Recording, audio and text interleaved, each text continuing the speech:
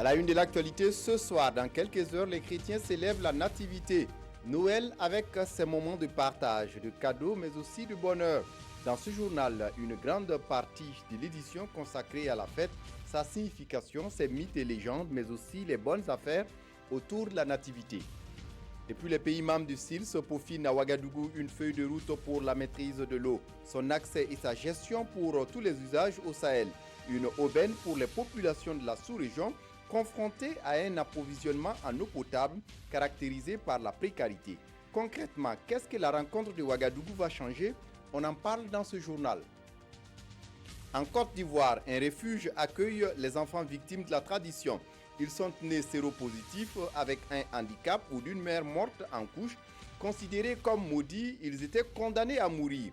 Mais le refuge intervient contre la fatalité. Ce sont là les titres du 20h. Mesdames, Messieurs, bonsoir et ravi de vous retrouver.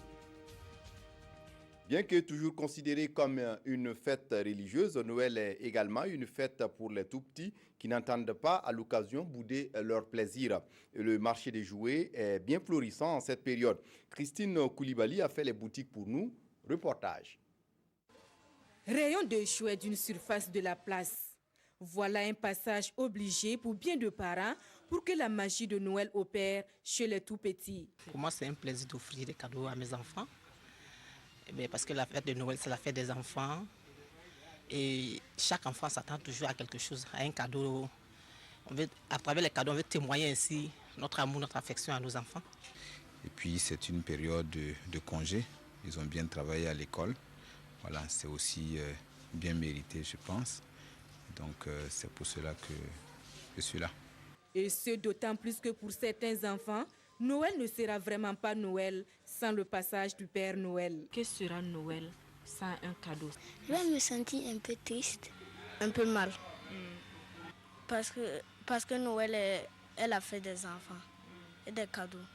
Cependant, de nombreux cadeaux attendent preneurs car l'affluence n'est pas encore au rendez-vous. Pour l'instant, c'est assez calme, mais nous sommes habitués à ça. Parce qu'à Ouaga, chez nous, principalement les gens, c'est des gens de la dernière minute. Chaque année, c'est le 24 pour la journée, puisque nous restons jusqu'à minuit. C'est là que nous voyons souvent l'affluence. Vu la conjoncture actuelle, il y a des difficultés vraiment pour le pouvoir d'achat et tout ça. Bon, en espérant que le marché s'améliorera en 2017. Et certains magasins n'hésitent pas à proposer des réductions pour attirer plus de clients et ainsi voir s'illuminer le visage de bien d'enfants. À Bobo Dioulasso, les préparatifs de la fête de Noël se déroulent dans une situation financière difficile. Commerçants attendent toujours clients et le sourire n'est pas toujours au rendez-vous. Malgré tout, chacun fait de son mieux pour être au rendez-vous. Karim Sissé sur place à Bobo Dioulasso. À quelques heures de la fête de la nativité du Christ, les bobolas se hâtent pour les derniers achats. Dans les marchés, tout comme dans les boutiques, c'est une ambiance des grands jours. Vendeurs et acheteurs discutent sur les prix des articles. Mais nombreux sont ceux qui se plaignent de la cherté de la vie. Comparativement aux 2 dernières années, cette année, ce n'est pas simple. Voilà. On essaie de faire avec. Voilà. Comme c'est la fête, on fait tout pour satisfaire les enfants.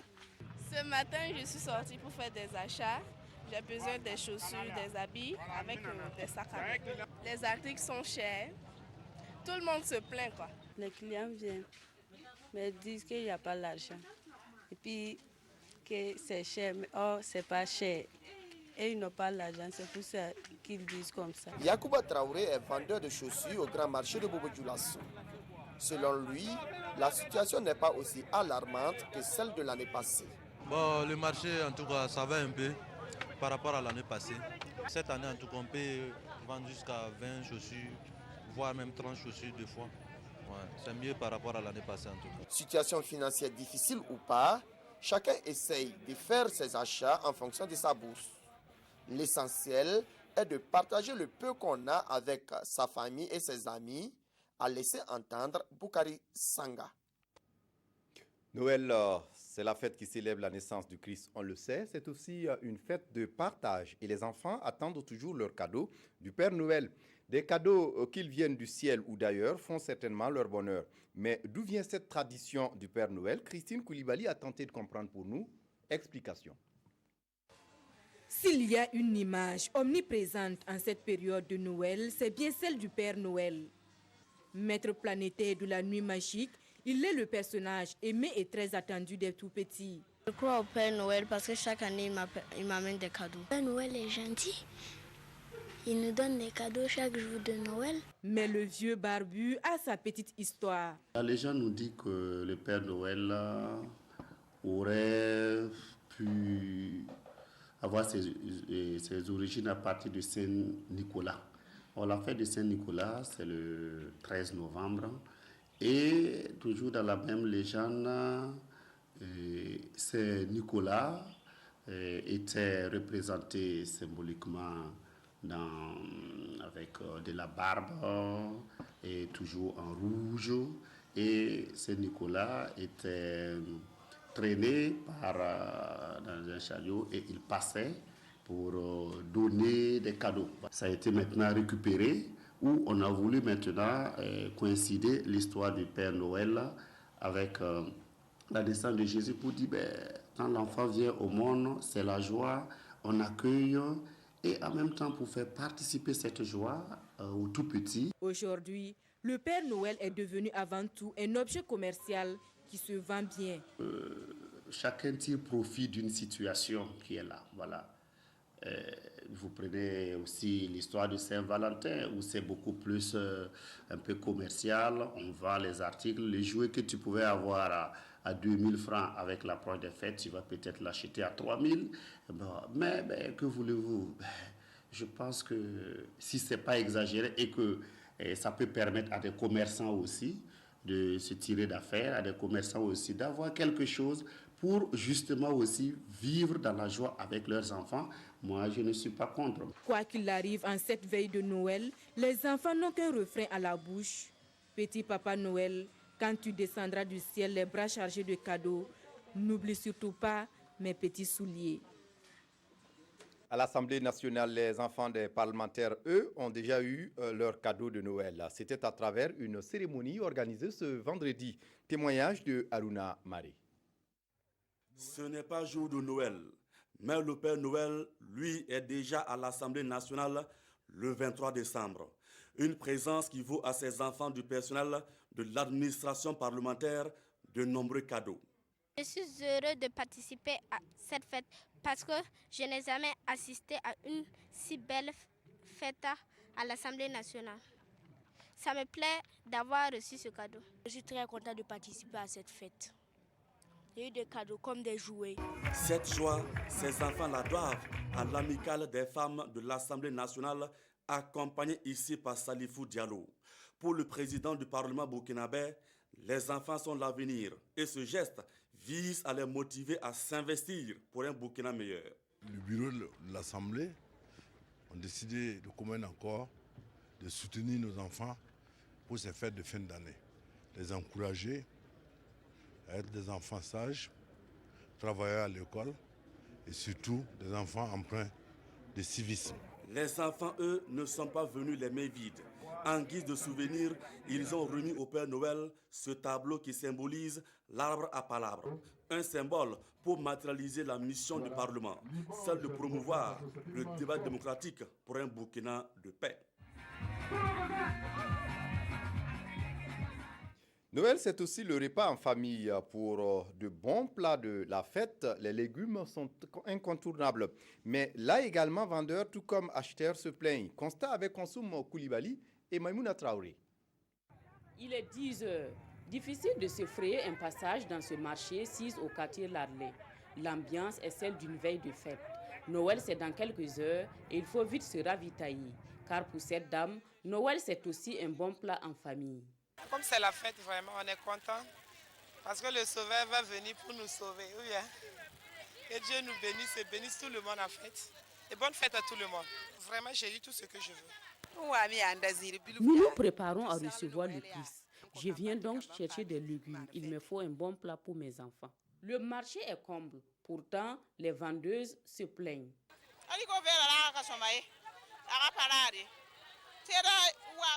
Je n'arrive pas à écouler mon haricot vert. Le marché est très lent. Je n'ai jamais vécu une telle situation.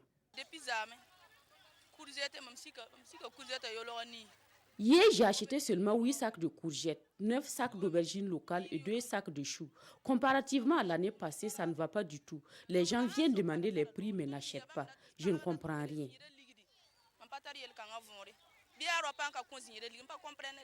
Les acheteuses, elles non plus, ne sont pas satisfaites du marché. Elles crient à la cherté des prix des produits. Le marché là, c'est dur. Franchement, les trucs là ont augmenté, c'est cher. Les femmes là ont tout augmenté. Alors que les jours passés, c'était moins cher. Maintenant, les condiments là, c'est devenu cher. C'est quand même Noël.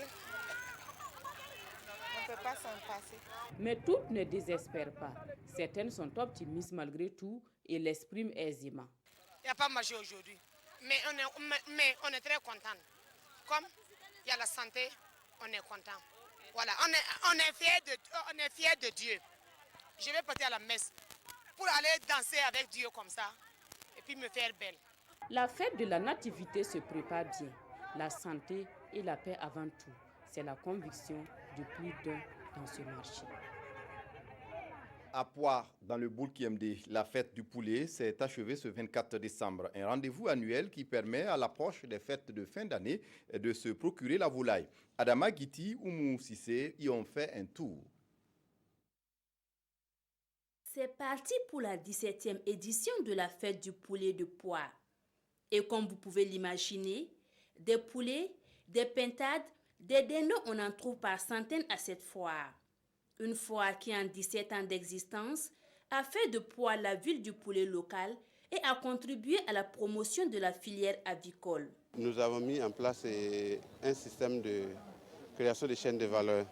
Voilà, chaîne de valeur parce qu'auparavant, de l'œuf à la poule, ça prend presque un an. Maintenant, nous avons mis en place donc, ce système de chaîne de valeur pour qu'à chaque instant, depuis l'œuf jusqu'à la poule, qu'on puisse avoir des revenus. La femme est au centre de cette 17e édition de la fête du poulet de Poire.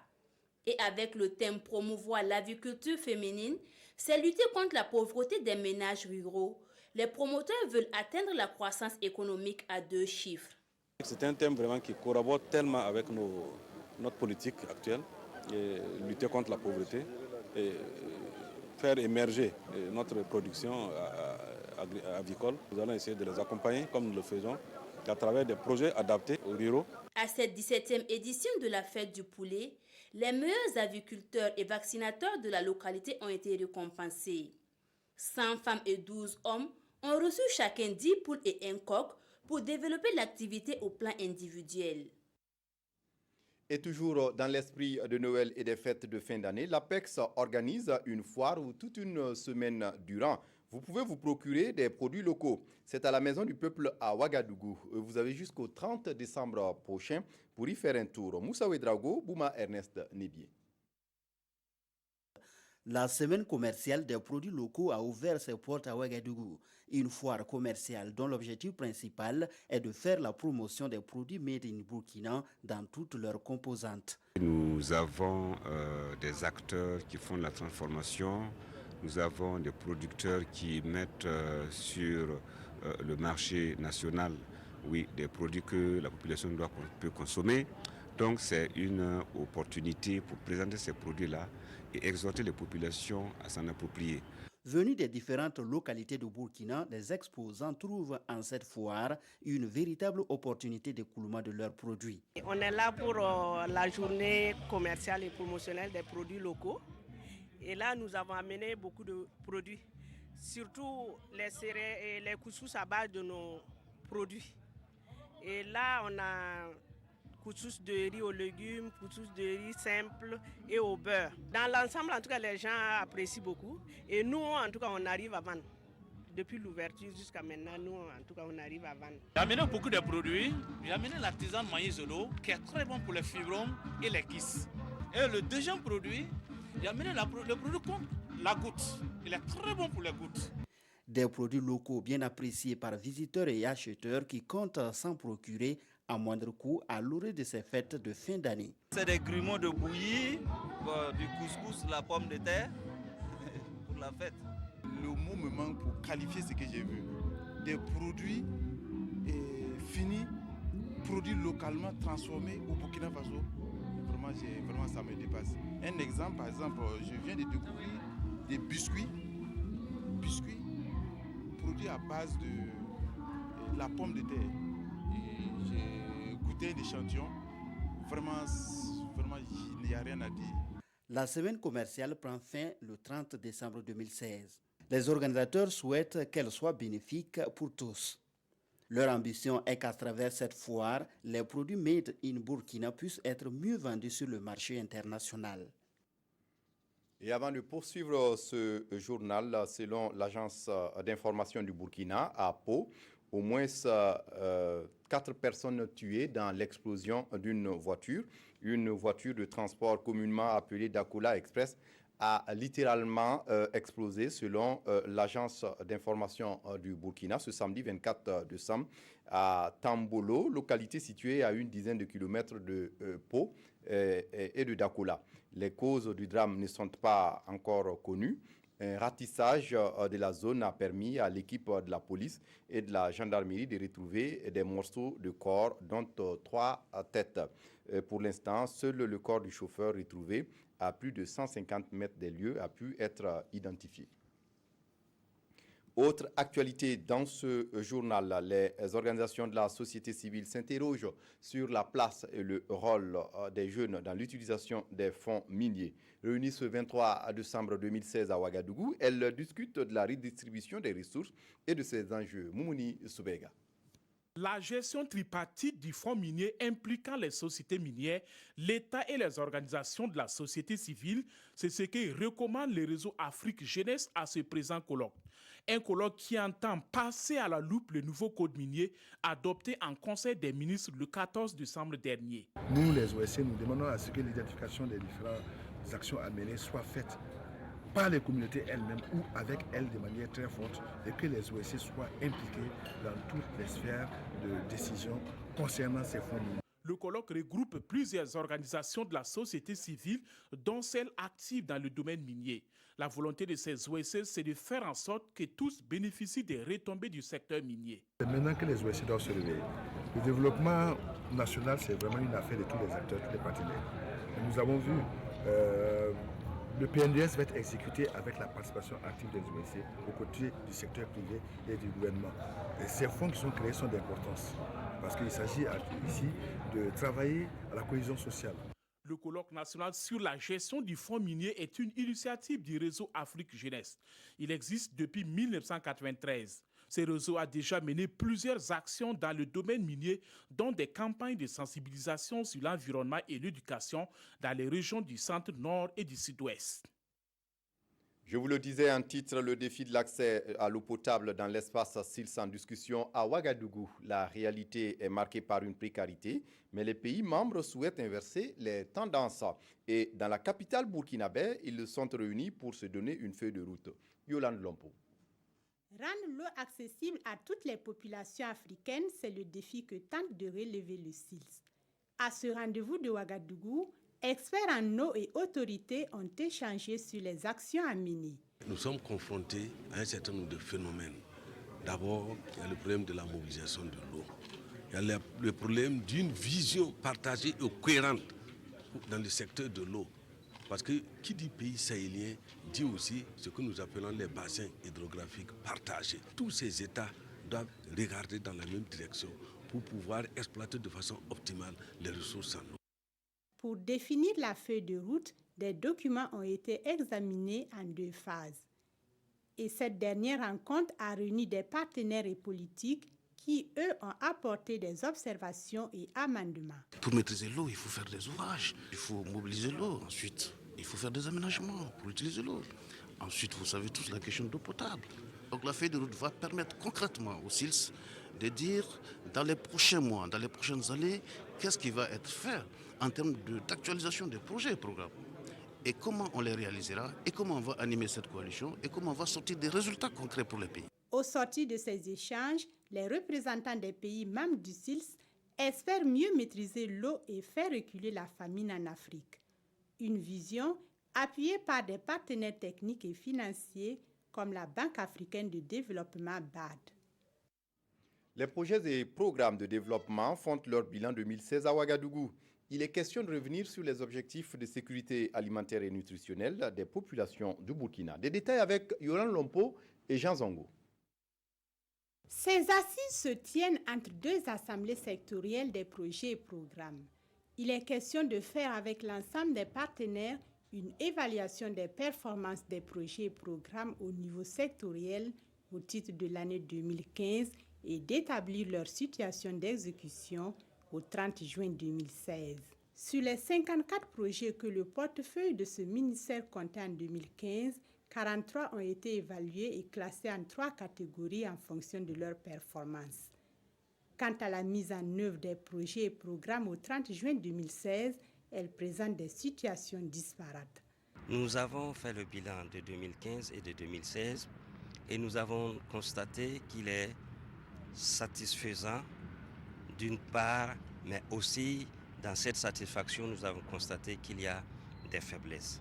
Il y a des projets qui ont été bien conduits, sans difficulté, qui ont un impact visible sur le terrain. Il y a des projets et programmes qui ont été conduits avec des impacts mitigés, c'est-à-dire plus ou moins visibles. Il y a des projets où nous voyons que si on ne fait pas d'efforts, ces projets-là risquent de ne pas apporter quelque chose de bon.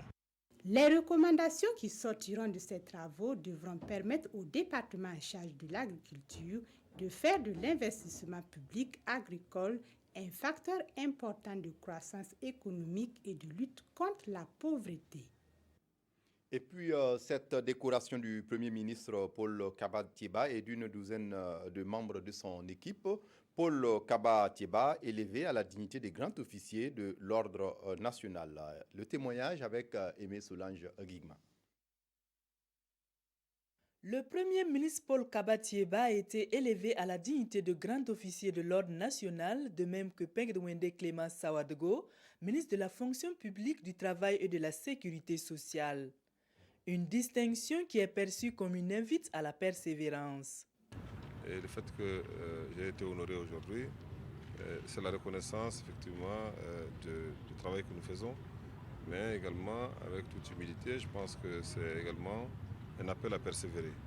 Persévérer pour mériter de la nation, à persévérer pour mériter la patrie, par le travail, par l'honnêteté et par vraiment tout ce que le Burkina Faso attend de nous.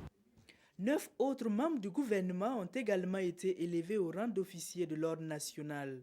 Ousmane Siribié et Marius Ibriga, de l'autorité supérieure du contrôle d'État et de lutte contre la corruption, ont été faits commandeurs de l'ordre national. Et moi et le secrétaire général de l'autorité supérieure de contrôle d'État et de lutte contre la corruption, nous avons été distingués, ce qui veut dire que nous devons redoubler d'efforts dans la lutte contre la corruption et pour une utilisation rationnelle du bien public.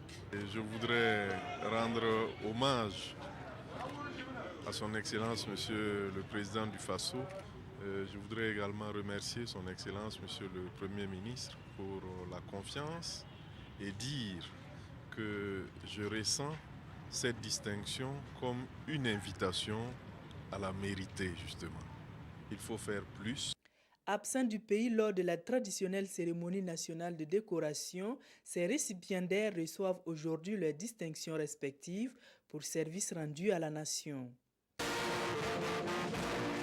À Djibo, rideau depuis le 19 décembre 2016 sur la 10e édition du FESCUS, le Festival culturel et artisanal du Sahel, une manifestation culturelle destinée à la valorisation du potentiel culturel et touristique et du développement local de la province du Soum. Retour sur l'ambiance avec Bernard Diassou.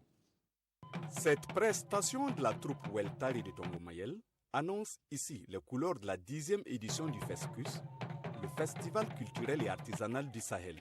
Et pour un esprit festif et convivial, 3 jours durant, musique, danse, arts culinaires et vestimentaires sont au programme. C'est un festival qui touche toutes les disciplines culturelle et touristique qui essaie de mettre en valeur, bien sûr, tout ce qui est cette potentialité culturelle et touristique de la zone. Nous savons que la zone, bien sûr, du Sahel, c'est une zone que nous classons au niveau de notre ministère comme une zone potentiellement touristique. Depuis 2009, cette biennale qui se tient dans le mois de décembre donne à voir un autre Sahel, un Sahel créateur et en mouvement. Selon les organisateurs de ce festival, la culture est une arme contre les violences.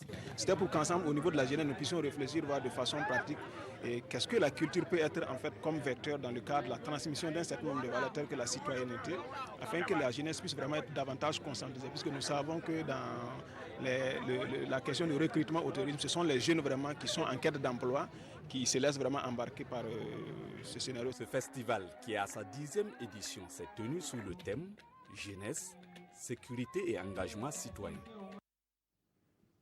En Côte d'Ivoire, un refuge accueille les enfants victimes de la tradition. Ils sont nés séropositifs avec un handicap ou d'une mère morte en couche et considérés comme maudits. Ils étaient destinés à mourir, mais le refuge intervient contre la fatalité.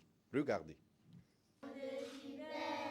Des chants comme pour conjurer le sort, car ce cœur de jeunes Ivoiriens âgés de 3 ans à 14 ans n'a rien d'ordinaire.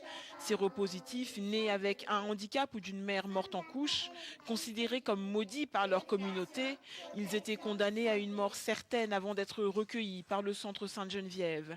Une tradition d'un autre temps qui perdure à travers les générations. Ça va être difficile à nos parents de renoncer à cette pratique-là, très difficile. Et un enfant handicapé, là, ça demande beaucoup de choses. Si tu as un enfant handicapé, que tu dois aller travailler au champ, il faut s'occuper de l'enfant. La personne trouve que c'est une perte de temps. Donc c'est pourquoi ils préfèrent éliminer l'enfant et puis vaguer à leurs occupations. Officiellement, la pratique est interdite. Officieusement, les familles ne parlent pas de tuer, mais de raccompagner l'enfant vers ses vrais parents dans le monde spirituel. Coutume ou ignorance, la vérité c'est que ces sociétés sont encore très peu informées sur les réalités du handicap. Pour changer ces perceptions, il faut les sensibiliser. Par exemple, à travers les mass médias, à travers les relais communautaires, pour leur faire comprendre que c'est une maladie. Ce sont des enfants comme tout autre, mais peut-être qu'il y a eu des malformations. Unique en Côte d'Ivoire, le centre fondé par l'abbé Germain Koulibaly vit essentiellement grâce aux dons. De quoi offrir une base à ces enfants victimes de la tradition avant qu'ils ne prennent leur envol. L'étape la plus difficile, quand on sait qu'ils devront quitter le centre à 15 ans, comme le veut la législation, et retourner vers des familles qui les rejetteront peut-être pour la seconde fois.